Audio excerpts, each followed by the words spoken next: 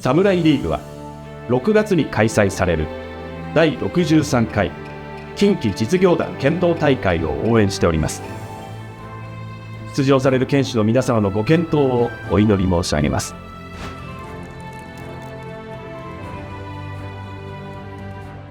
人と技術で建設業の未来を築く RF テクニカ。生きたデータでビジネスに生きたソリューションを。東芝テック。一人の商人、無数の使命。伊藤忠グループ。東レ株式会社滋賀事業場。大同特殊工株式会社。株式会社西日本シティ銀行。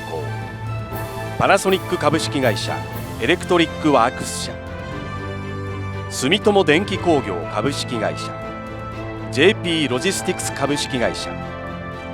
富士フイルムビジネスイノベーション株式会社。三菱商事株式会社。株式会社ランテック。日本通運株式会社。NX 商事株式会社。ご覧の企業様よりご支援ご協力をいただいております。誠にありがとうございます。サムライリーグ2026グループ D 第2試合となります。この試合は赤 JP ロジスティクス株式会社対白株式会社ランテックの一戦となります。この試合の実況を務めます田中さゆりと申します。どうぞよろしくお願いいたします。そして解説をしていただくお二人です。それぞれ自己紹介をお願いします。はい、富士フイルムビジネスイノベーション梅ヶ谷と申します。よろしくお願いします。お願いします。 NX 商事株式会社手塚と申します。よろしくお願いします。よろしくお願いします。お二人は初めましてですか？初めましてですね。はい。どうですか、梅ヶ谷選手すごいそうですね、ね。実績の持ちですけど、私からしたらちょっと年上なんですけども、はい、すごいもう YouTube とかで何度も見るような選手なので、もうお会いできてすごく光栄です。とおっしゃってますけど、どうですか？いや、ちょっと YouTube に出てた頃ぐらいのパフォーマンスがちょっと今できないのでちょっとどうなんだろうなって思いながらも、はい、でも手塚選手も、非常に実業団で活躍をされている選手で、はい、お会いできて光栄です2人とも解説よろしくお願いします。よろしくお願いします。JP ロジスティックス株式会社関西剣道部監督の三好です。関西剣道部主将の稲塚です。当社は日本郵政グループの一員です。企業間物流を主に物流全般の事業を展開しております。全国のトップ企業チーム様の胸をお借りし、上位入賞を目指して頑張ります。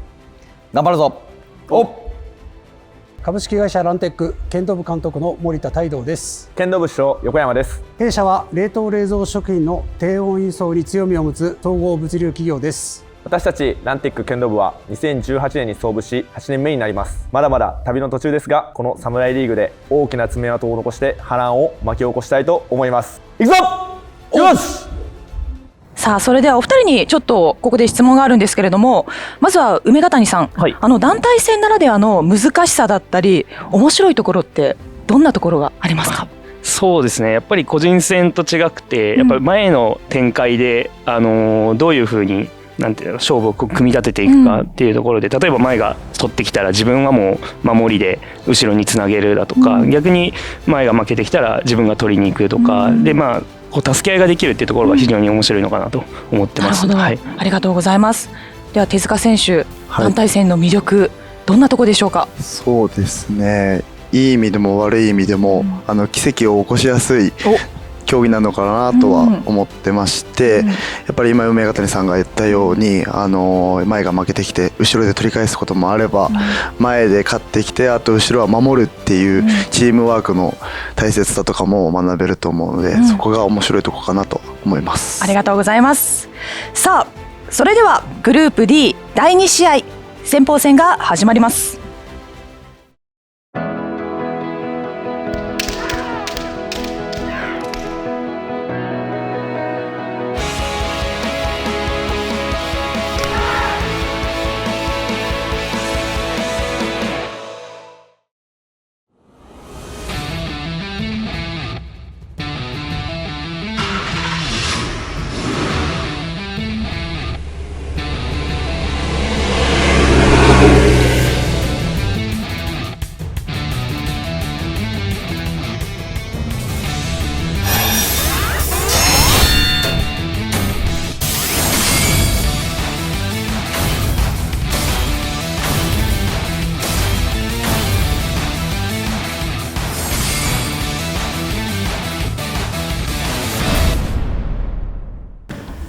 さあ先鋒戦が始まります。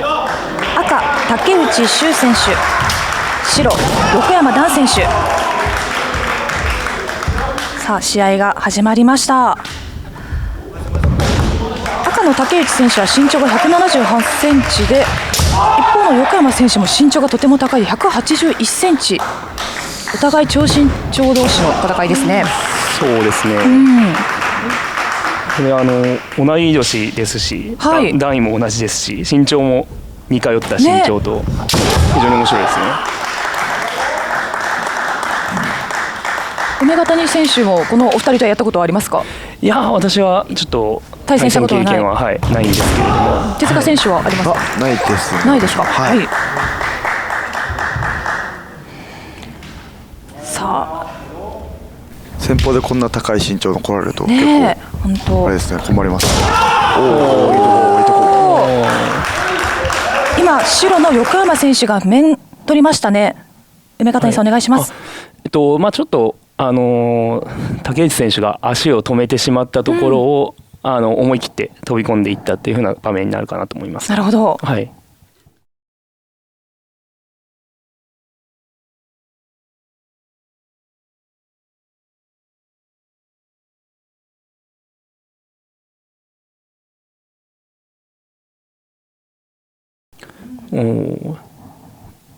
手で避けてるんですけど、はい、しっかり角度つけて入り込んで打ってますね。ここで横山選手面を取りました。さあ今面を取った横山選手の得意技、当たらなそうやけど当たる面ということで選手、はい、ねえ、その通りですね。手塚選手いかがですか？いいですね。なんかもう自分の得意技をしっかり出して試合するっていうのは大事なことなので、はい、いいと思います。一方の竹内選手も得意技は飛び込み面となっております。どちらも身長が高いので、やっぱ面が得意というのは必然的なのかなと思います。さあ1分半切りました。小山選手が結構竹刀を振ってくる相手なので、竹内選手は結構やりづらいのかなっていうイメージがありますね。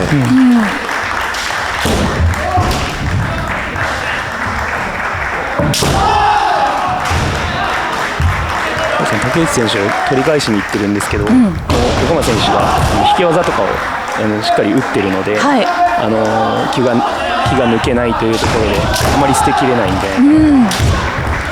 もうここはでも横山選手はもう守りたいですね。そうですね、はい、竹内選手も1本取りたいところですけれども、そんな竹内選手、目標が剣道でアフリカに学校を建てるという素敵な、剣道でアフリカに学校を建てる素敵ですね、手塚選手。すごいですね。やっぱ剣道普及をしっかりしてるのかな、ね、さあ残り30秒です。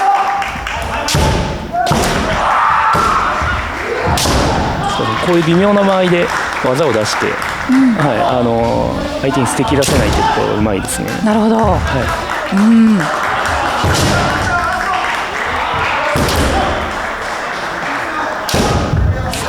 い、もう間もなくブザーが鳴ります。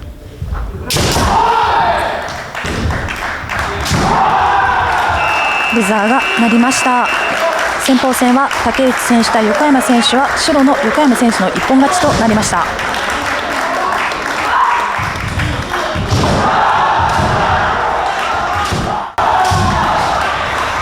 地方戦、赤沢井翔選手、白片岡直樹選手。地方戦が始まりました。これはそうですね、 JP ロジは早い段階で取り返したいですね。上段、片岡選手が上段となっています。私同い年ですけど、すごい勢いがあっていい選手だと思います。はい、私も何回か対戦させてもらったことがあって、結構勢いがあって強いところですね。なるほど。梅ヶ谷選手は上段は得意ですか？いや、めちゃくちゃ苦手です、ね。苦手ですか？やっぱり竹刀が降りてないので、圧をあんまりかけられないんですね。はい、で僕はどっちかというと圧をかけて、で相手を下がらせて打つとかっていうところが得意なので、上段の場合は圧をかけている途中でもう目に飛んでくるのでですね。手塚選手は私は得意です、はい、その中段の時よりもとても距離が短い分腕伸ばせば当たるかもみたいな、はい、当たるかも、はい、感覚で結構、ありがとうございます。手塚さんがおっしゃっていただいたように、やっぱ勢いありますね。おお。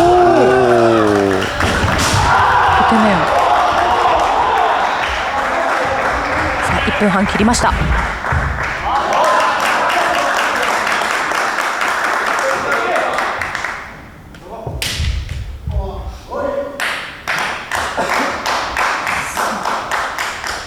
赤の澤井選手は身長が173センチ。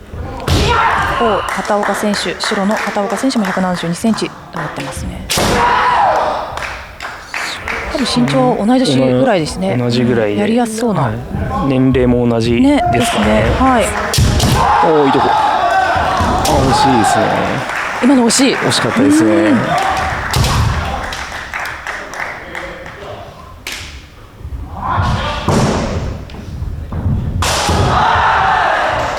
あれってこうつまずり合いした時に分かるってなった時はもうなんかもう分かれた方がいいんですか？暗黙の了解で。まあルール上分かれないと反則になってしまうので、はい。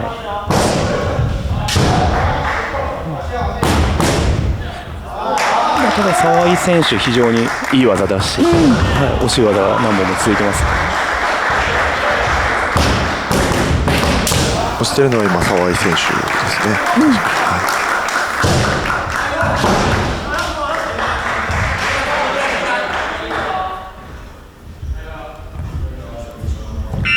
ここでブザーが鳴りました。次鋒戦、澤井選手対片岡選手は引き分けとなりました。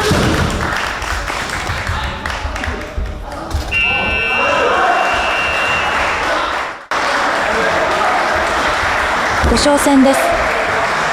赤、小島健太選手、白、山下壮太選手。すごい身長差ありますね。ねえさあ赤の小島選手が身長183センチ。今白の山下選手が小手を引き面を取りました。梅ヶ谷選手お願いします。はい、裏に回してたんですけど、表に回して引き目ということで、いや足が止まってしまったので手だけで避けようとしちゃったんですね。そこをしっかり打っていったってところで、はい、で試合時間早いと結構当たるんですよね。はい、なるほど。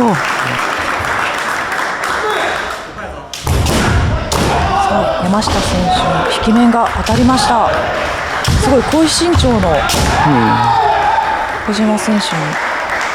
そうですね、私も身長低くて引き技ばっかりって言われてるんですけど、やっぱり引き技大きい相手には積極的に狙っていきますね。なるほど、はい、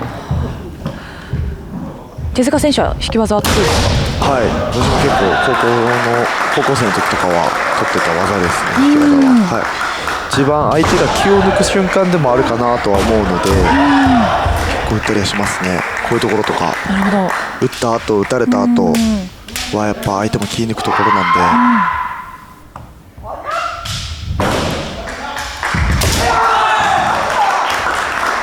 1分が経過しました。山下選手うまいですね。出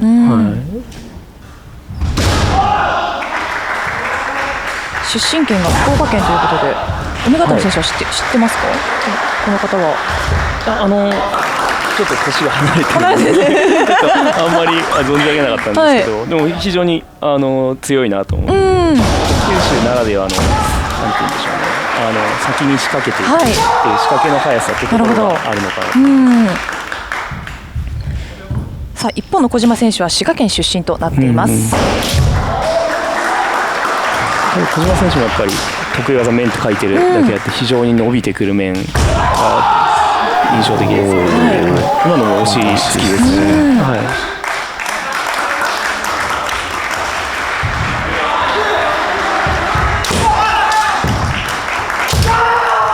梅ヶ谷さん、試合が止まった後大事ですよね。またスタートした時のそうですね、立ち直し、立ち合いってところは特に気を張ってっていうところですね。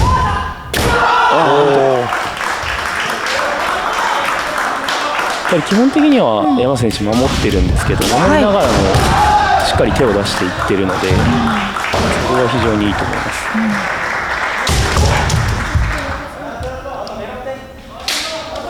ただもう残り1分も切ってるので、山下選手的にはもう守りたいそうですね。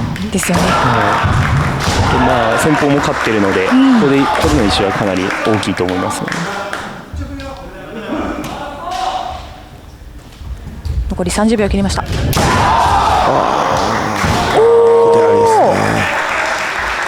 小島選手の小手が当たりました。手塚さんお願いします。はい、山下選手がこう前に手を出すところを合わせて小手を打ったっていうのは小島選手のいいところのことだと思います。はい、結構先に山下選手が攻めてだったんですけど、結構狙って小島選手もそこを浮いたところを狙ってるってところだったので、とてもいいところだったと思います。はい。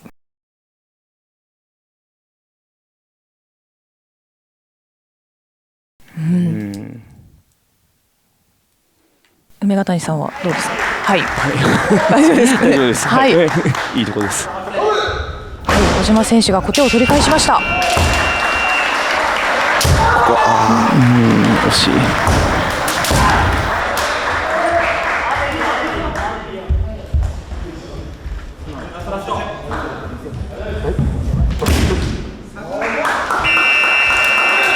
ここでブザーが鳴りました。5勝戦、小島選手対山下選手も引き分けとなりました。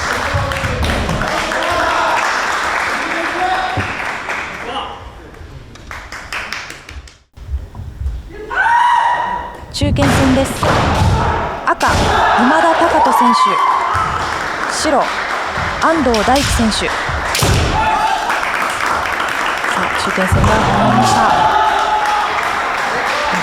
JP ロジはやっぱり取り返したいというのがあるんじゃないですかね。やっぱ後ろに行けば行くほど守りは硬くなってくると思うので、はい、リードされてる分この辺りで取り返したいと思ってるんじゃないかと思いますね。なるほど、そうですよね。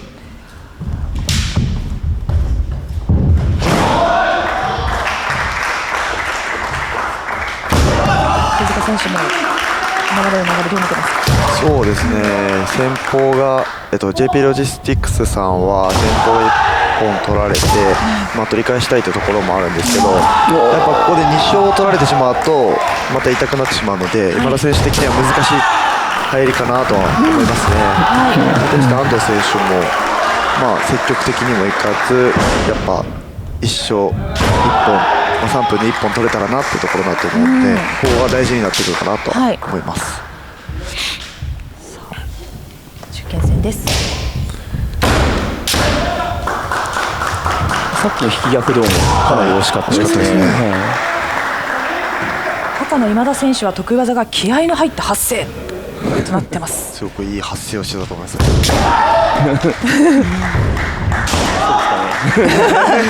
梅ヶ谷選手は聞こえてない。すみません、耳が悪くて耳を澄まして、はい、今田選手の発声を聞いてみましょう。はい、安藤選手の面ですね。梅ヶ谷さんお願いします。ちょっと今田選手が2段で行ったところの間の面という風な形で、今田選手いろんな技が打てる分、ちょっとこういう、トリッキーというか2段技とかっていうのを交えていっていたので、そこをついたという風な形ですかね。さあ、安藤選手の面が入りました。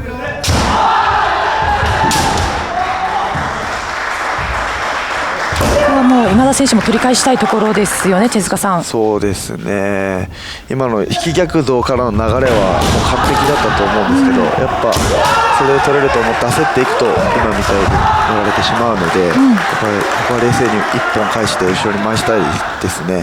はい。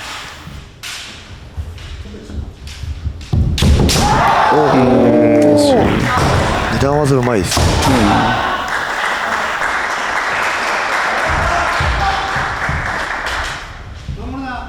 安藤選手はもう守りたい。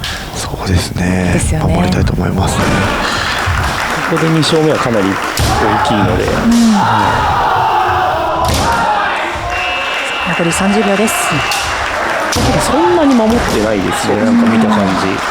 面を一方狙ってるようなイメージはありますね。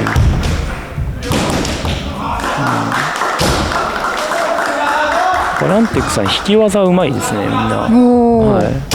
惜しい。今の面も梅ヶ谷さん惜しかったですね。惜しいですね。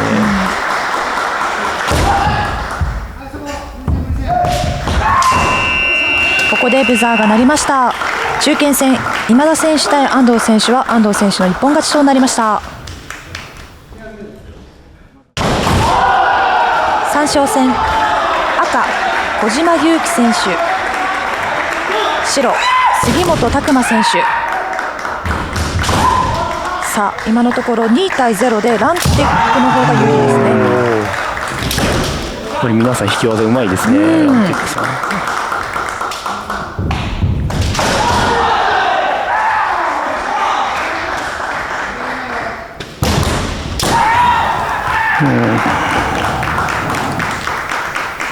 JP ロジスティクスさんは1本欲しいですね、なんとかここでそうですね、取り返したいですね。2対0なので、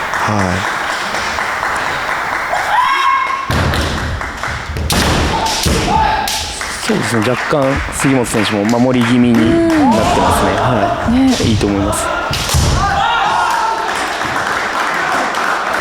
小島選手はもしかしたら5勝戦戦った小島選手と兄弟かもしれないですね。そうですね、こちらの身長が非常に高くて羨ましいです。私も兄弟なんですけど、私もちっちゃいんですけど、兄貴もっとちっちゃいので羨ましいです。でも剣道するとき高身長の方とも当たりしますよね。嫌ですね。嫌ですか？大きい方がいいです。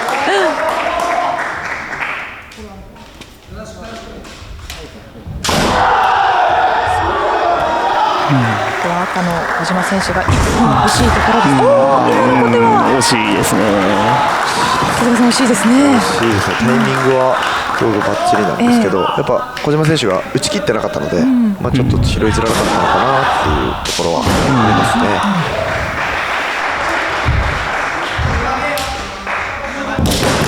そうですね、終始杉本さんが押してるというか先に作ってる感じなので、ちょっと小島選手が取りづらいような風には見えますね。そうですね、先にこう入っていってるので圧がかけにくいんじゃないかなと思いますね。残り1分を切りました。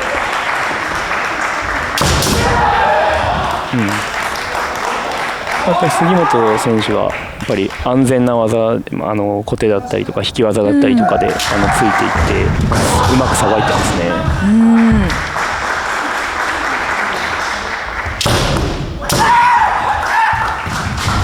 30秒です。ただここはリスクを負ってでも打っていった方がいいんじゃないかなと思いますね。はい、それはちょっと次が引き分けたら負けが決まってしまうので、その状況にはちょっとあんまりなりたくないんじゃないかと。こ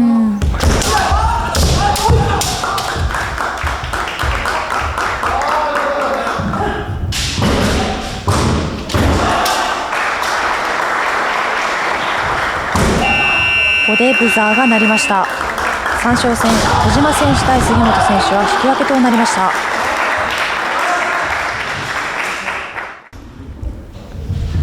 副将戦です。赤、稲塚大成選手、白、真島聡選手。さあ副将戦が始まりました。もうここはどうしても JP ロジスティックさん1本欲しいですね、村谷さん。そうですね、もうリスクを負って技をどんどん出していった方がいいですね。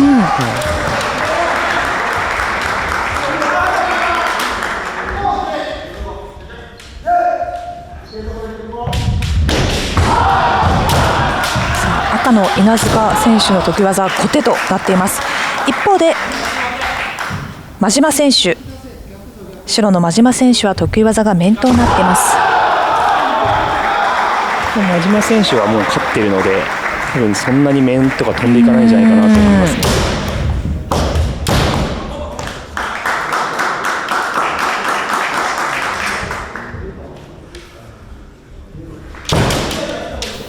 も多分稲塚選手が攻めてくる可能性がねありますよね。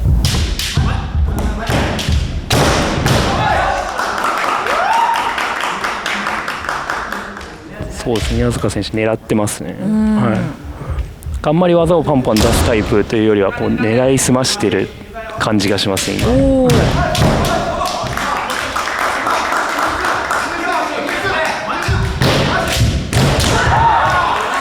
ただもう少し振っていかないとちょっと時間がもう半分なので、はい、1分半経過しました。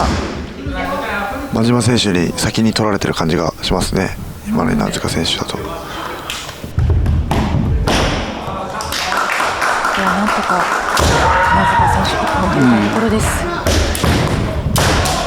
もう少しリスクを負って技出していかないと思いますけど、はい、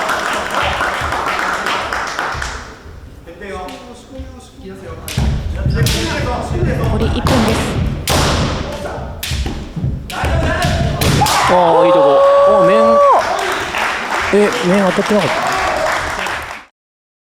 スロー再生です。梅ヶ谷さんお願いします。面に行ったところの返し上なんですけど、面当たったかなと思ったんですけど、少し横にずれてますね。はい。でもいいとこだったと思いますね。はい。やっぱ取り返さないといけない状況なので、違う角度から見てみましょう。私も面が当たったと思ったんですけど、横にずれてるんですけど、面に上がるんじゃないかと思うんですけどね。はい。でもいいところだと思います。はい、ここで稲塚選手が1本銅を取りました。タイミング的にはすごくいいところでしたよね。我慢してってところがすごくいいと思いますし、はい、逆に真島選手からとしたらもうこれで引き分けたら勝ちってところで、多分捨て身で飛んだのか、いけると思っていったんだと思うので、取られたのはしょうがないかなとは思いますけどね。ここは無理して取り返さなくてもいいと思います。後ろに回して、もう稲塚選手も後に回して最後の。そうですね。はい。稲塚選手もそんなにもう2本追ってる感じはしないですね。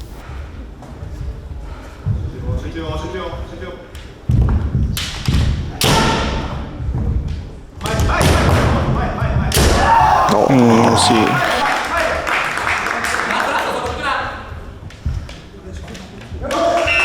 ここでブザーが鳴りました。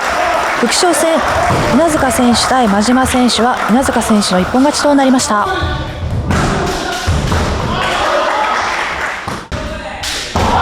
それでは大将戦です。赤、小畑裕也選手、白、新井健選手。さあ大将戦が始まりました。今のところ2対1でダンテックが有利となっています。大将で取らないといけないので、JP ロジの方はやっぱりガンガン攻めていって。そうですよね。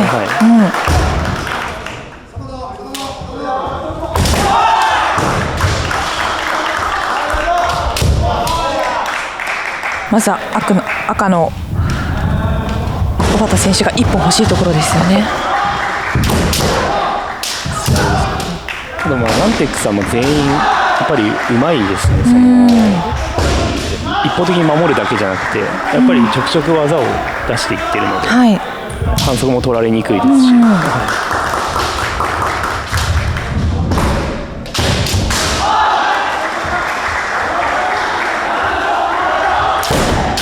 手塚さん、今どんな風に試合見てますか？そうですね、今小畑選手が何を仕掛けるのかなっていうのを楽しみにしているところなんですけど、やっぱ今梅谷さんが言ったように、やっぱ新井選手がやっぱところどころで技を出されると、多分小畑選手もやりづらくて得意の技に持っていけないのかなってところが、っていう風なイメージ見えますね。今とか逆動とかも多分振り切れないんだと思うんですよね。先に入られちゃうんで。なので何を狙ったらいいのかが今多分定めてるのか。惜しいですよね。とても面も惜しかったですね。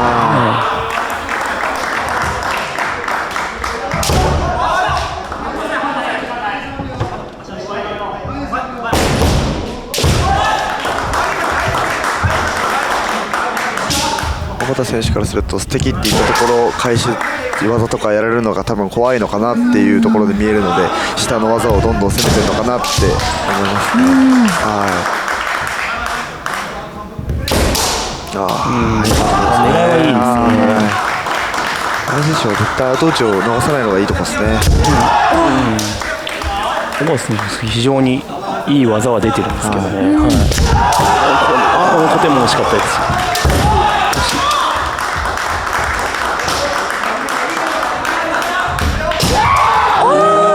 今のね、梅ヶ谷さん惜しいですね。非常にタイミングずらしてのね、惜しかったですね。惜しいな。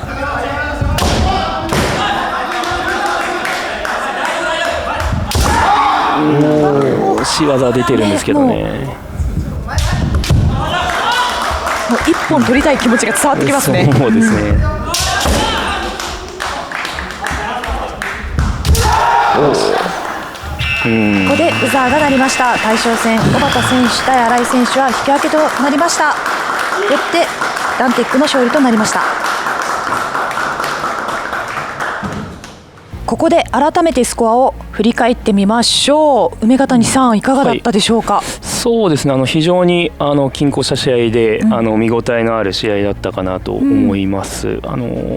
構図的には先方で、ランテックさんがリードして、それを、追いかける展開っていう風な形だったんですけど、やっぱりランテックさんの引き技を狙ったりとか、小手でしのいだりとかっていうようなところの、試合のうまさっていうのが光ったかなと。ただ JP ロジさんも非常に攻撃力があって、やっぱり身長大きい人が多いイメージで、逆に言うとランテックさんは小さいのが多いようなイメージが、ありまして、そこも非常に見応えがあったとか面白かったなと思いましたね。はい、ありがとうございます。手塚選手、いかがだったでしょうか。はい、すごいランテックさんは相手の嫌なところというか、言い方あれですけど嫌なところというかやりづらくところでワンチャンスを狙っていくってところがとても上手な方々がいっぱいいたなってところで、JP ロジスティクスさんはやっぱりそのインパクトのある一本ってところがすごいうまく試合をつないでいるなっていうイメージはあったので、すごい見応えのある試合だったと思います。ありがとうございます。以上でこの試合は終了となります。解説のお二人はありがとうございました。ありがとうございました。より多くの方にご覧いただけるようにチャンネル登録、高評価よろしくお願いいたします。